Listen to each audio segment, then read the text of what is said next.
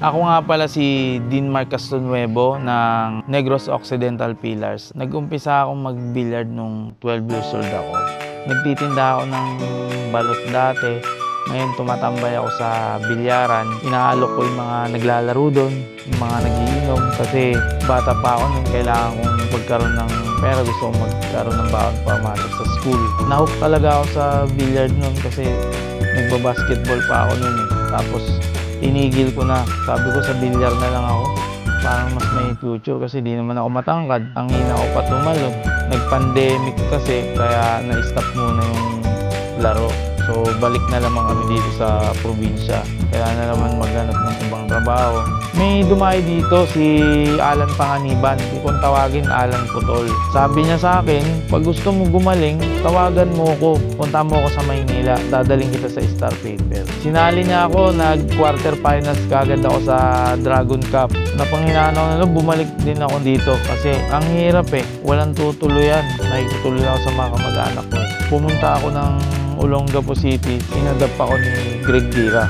Nung feel ko na wala na akong kalaban, ayun, may nakausap akong kaibigan, si Kuya Ramil Biray. Player din siya, kaibigan siya ni Rodrigo Jeronimo. Sabi niya, Castro, pumunta ka na ng Manila, wala ka nang gagawin dito. Magpagaling ka ron. Ayun, 1 year, pagbalik ko, nilabanan ko si Efren Batares. Nanalo naman ako. Tinalo ko si Champ Efren, sabi ko, tinalo ko yung hari. Wala na akong pakialam kahit sino pa yung mga kalabanin ko. Tinalo ko na yung pinakamagaling eh, sabi ko.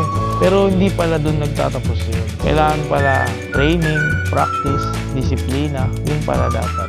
Nag-operate na uli yung billiard. Tumawag sa akin si Jericho Banyares. Din, baka gusto mong sumali sa 10-man sa Sharks. Sabi ko, sige, kasi talagang wala talaga eh. Sabi ko, tama ako. Ayun, nabigyan ako ng chance hanggang sa nagtuloy-tuloy yung karir ko sa bilyar. Hanggang sa sumali ako ng iba't ibang tournament sa ibang bansa. Hanggang sa nanalo ako nung 2025 sa winner take all sa Vietnam. Ka-final ko si EJ Manas. Yung season 1 na yan talagang controversy yan dahil medyo ano dyan eh, nag-viral ako dyan. Bilisan mo nga tumira, bagal. Teka, wait lang. Wala nang kaibigan dito, sira na tayo dito. Pakita mo mukha mo dito, baka lamang pa ako sa'yo.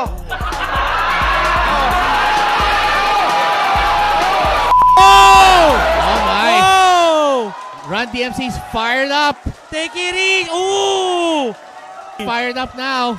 Let's calm down! Let's calm down! Hindi ko alam kung in character lang ako nun or talagang nadala ako na damdamin ko kasi pag sharking sa akin parang nagpanting yung tenga ko. Talagang kung makikita mo sa video, dinuro ko talaga yung mga tao tapos nakapagsalita ako ng mga hindi maganda. Yung team namin ngayon, ongoing kami as leading kami sa score.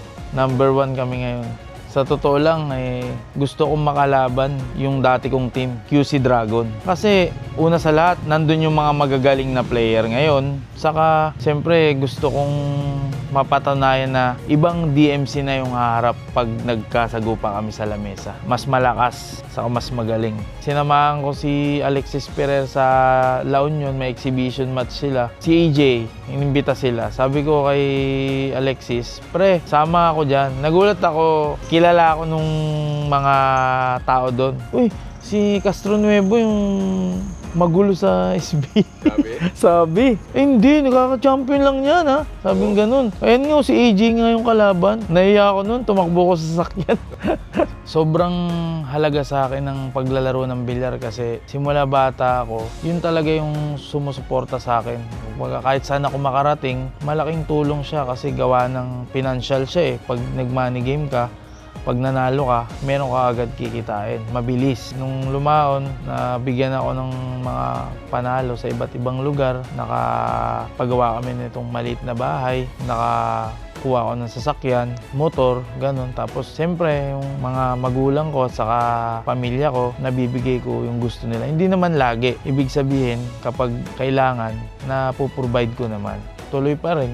Kahit hindi ganun dali, diretso lang hanggang sa baka makasungkit na world champion. Yung audience, sinaway ko.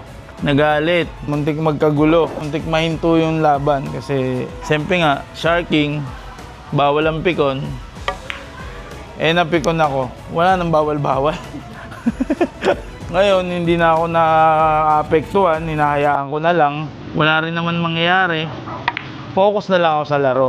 Kaya nabagsakan akong bad boy ng SBA.